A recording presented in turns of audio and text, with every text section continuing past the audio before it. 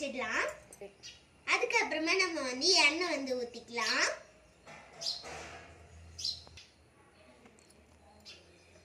எண்ணெய் நல்லா காயட்டும்.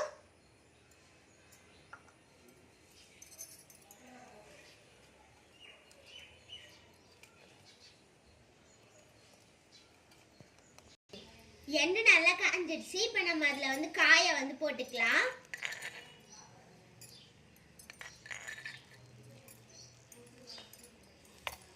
அது நல்லா தனித்தனியாக வச்சு அது நல்லா வந்து ஃப்ரை ஆகட்டும்.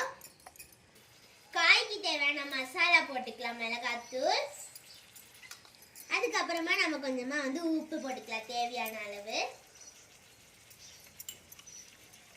இப்போ அதை நம்ம வந்து மிக்ஸ் பண்ணி விட்டுக்கணும்.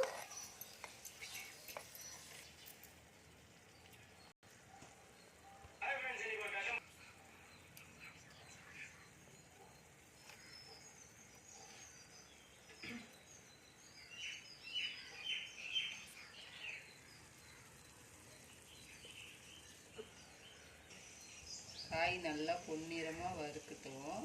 அது வரைக்கும் வெயிட் பண்ணுவோம். மூடி போட்டு மூடிக்கலாம்.